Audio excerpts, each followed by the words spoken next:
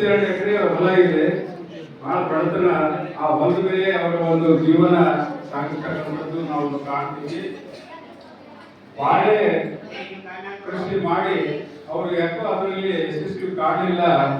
ಬಹಳ ತಿಂದ್ರ ಇದೇನ್ ಮಾಡಬೇಕಪ್ಪ ಅಂತಕ್ಕಂಥ ಚಿಂತೆಯಲ್ಲಿರುವಾಗ ಅವರಿಗೆ ಕೈ ಹಿಡಿದಿದ್ದು ನರೇಗಾ, ಏನು ಮಹಾತ್ಮ ಗಾಂಧಿ ರೋಜ್ಗಾರ್ ಯೋಜನಾದಲ್ಲಿ ಅವರಿನಿಂದ ತಮ್ಮ ಹೊಲದಲ್ಲಿ ಕೆಲಸ ಬಿಟ್ಟು ಆ ಒಂದು ನರೇಗಾ ಯೋಜನೆಯಲ್ಲಿ ಕೆಲಸ ಮಾಡ್ತಾ ಅಲ್ಲಿ ಸಿಗ್ತಕ್ಕಂಥ ಸಂಭಾವನೆ ಸುಮಾರು 1 ಲಕ್ಷಕ್ಕಿಂತ ಹೆಚ್ಚು ಆ ಸಂಭಾವನೆ ಬಂತು.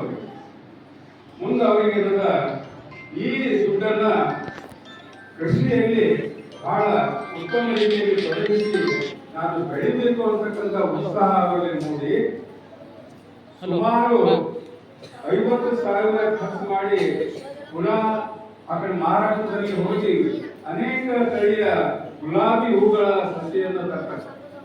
ಆ ಗುಲಾಬಿ ಕೃಷಿ ಆರಂಭ ಮಾಡಿ ಇವತ್ತು 1 ಎಕರೆಯಲ್ಲಿ 6 ಲಕ್ಷ ರೂಪಾಯಿ ಗಳಿಸ್ತಕ್ಕಂಥ ಒಂದು ಕಾರ್ಯವನ್ನು ಮಾಡಿದ್ದಾರೆ.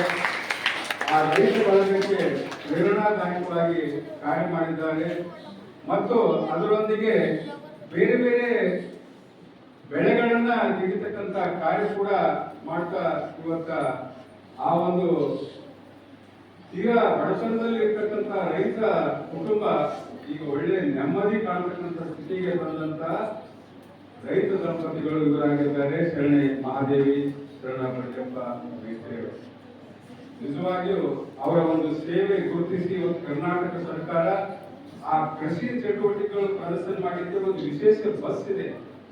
ಆ ಬಸ್ಸಿನ ಮೇಲೆ ಈ ಶರಣ ದಂಪತಿಗಳ ಫೋಟೋ ಹಾಕಿ ಅವರ ಒಂದು ಸಾಧನೆಯನ್ನ ಪರಿಚಯಿಸಿದ್ದು ಇವರು ಬಹಳ ದೂರಿಲ್ಲ, ನಮ್ಮ ಬಾಲ್ಕಿ ತಾಲೂಕಾದವರೇ, ಮೋರಂಬಿ ಗ್ರಾಮ ಪಂಚಾಯತ್ ಏರಿಯಾದಲ್ಲಿ ಬರ್ತಕ್ಕಂಥ ಉತ್ಸಾಹ ಗ್ರಾಮಗಳು ಬಹಳ ಸಮೀಪದಲ್ಲಿ ಇರ್ತಕ್ಕಂಥ ನಮ್ಮ ತಾಲೂಕಿನವರೇ ಆದಂತ ರೈತ ದಂಪತಿಗಳು ಈಗ ಅವರಿಗೆ ಪೂಜ್ಯರಿಂದ ವಿಶೇಷ ಸನ್ಮಾನ ಹೇಳ್ತಾ ಇದೆ. ಶರಣೆ ಮಹಾದೇವಿ ಮತ್ತು ಬಂಡೆಪ್ಪ ದಂಪತಿಗಳು.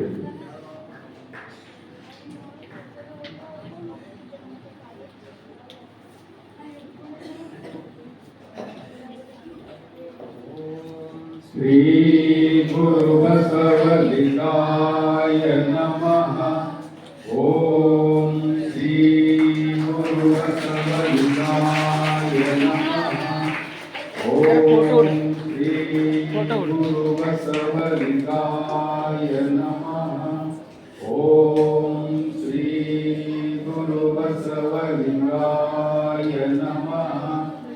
ಓಂ ಶ್ರೀ ಗುರು ಬಸವಲಿಂಗಾಯ ನಮಃ. ಓಂ ಶ್ರೀ ಗುರು ಬಸವಲಿಂಗಾಯ ನಮಃ. ಓಂ ಶ್ರೀ ಗುರು ಬಸವಲಿಂಗಾಯ.